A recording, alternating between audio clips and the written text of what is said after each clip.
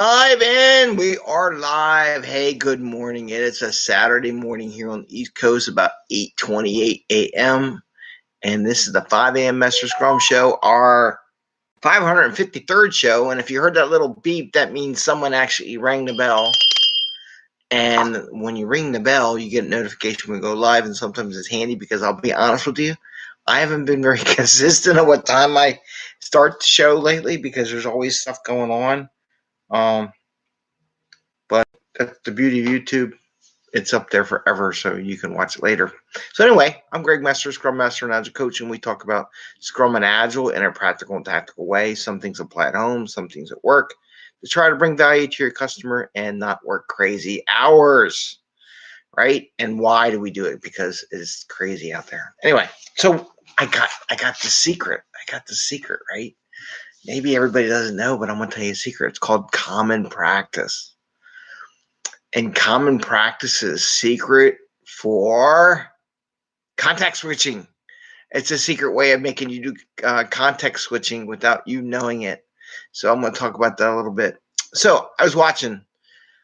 I actually put notes on it, but then this morning I saw a TED Talk by Manoush Zomorodi, maybe. I think that's it. I don't know. I probably butchered her name, but it sounded very good. She did a study. She's doing a TED Talk, and she's talking about how the brain, when you do one thing, works really great, and you get creative and you do things. But when you try to do multitasking, the brain doesn't get into the creative side, doesn't get into the unconscious, doesn't open up more gray matter. Actually, your brain gets slower in what it does and has less energy to concentrate and produce good work.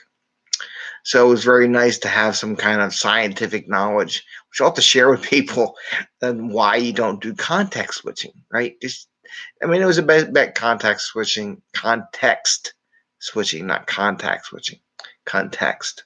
So 2 stories I want to talk about. I want a quick one about I'll do a quick one. So my son the other day was crying. I mentioned the show because he didn't get his homework done, right? So he's like, I didn't get it, I'm crying, blah, blah, blah. I'm like, dude, what did you do yesterday? Well, I played video game. Well, that's why you did your homework. Now you're crying about it. Don't cry about it. We'll work on it together later. So I put it off. But the same idea applied to me, where I had my priorities I wanted to do in the day. I got an email about an invite to a meeting that happens once a month or whatever.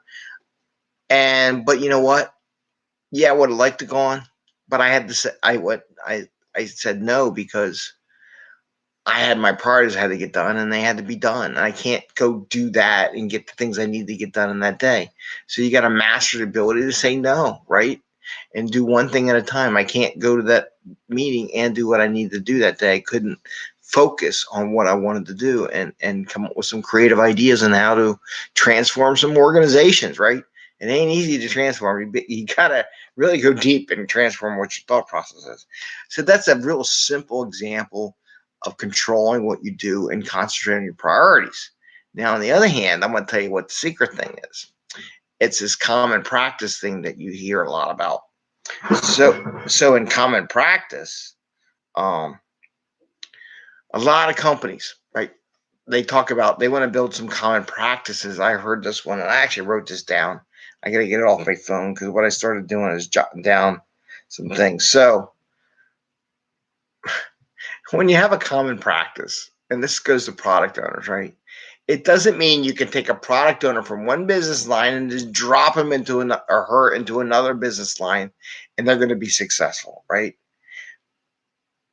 They can't just pick up one business operation and kick off another one ground running. What common practice means is that you're not wasting time on learning mechanics, right? And tools, but spending more time on what is really needed.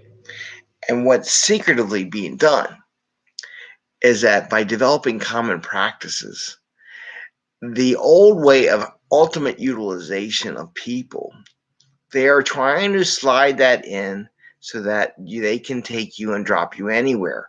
Problem is, they think they're helping you, but in fact are hurting you because you're doing context switching.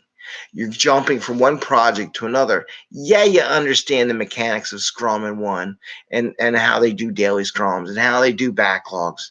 That's fine.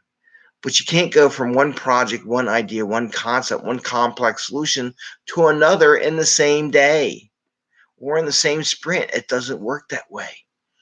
But what it is, they're masking. This is old management style, tricking everybody in the room, right? That's what you don't get. They're tricking you.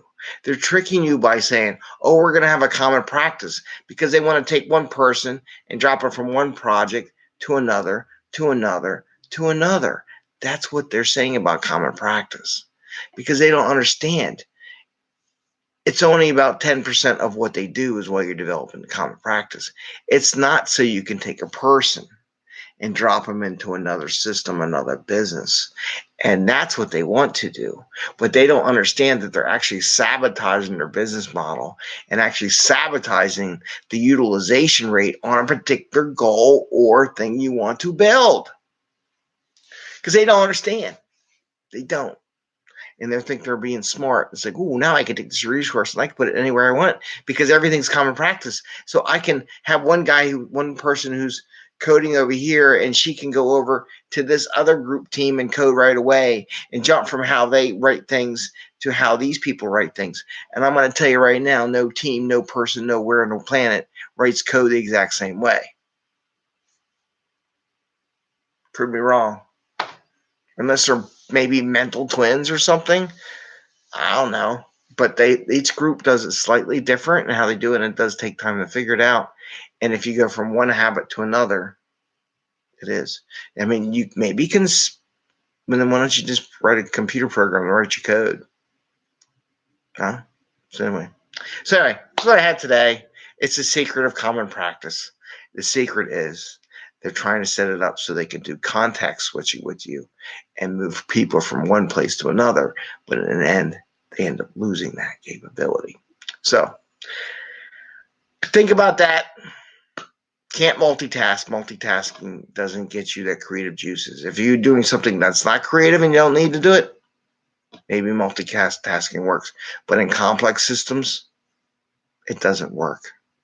Creative solutions, multitasking doesn't work. Okay. Well, that's what I have for today. I hope you give us a thumbs up. I'm going to experiment with some things later on. And ring the little bell, as we saw. My phone kind of buzzed when I went live, so you know when we're going live. And I got some experiment ideas I'm going to do. I might do some things with TikTok and put some little ideas out there. I don't know. I'm an old man on TikTok. What do you want from me? And I don't know what generation. I think I'm Generation X. I don't know which one I am. I don't really care, to be honest with you. So I hope you all do well. Have a great Saturday. Enjoy some time with family and friends. And happy scrumming. It's rainy over here. Anyway, take care. Bye. And see ya.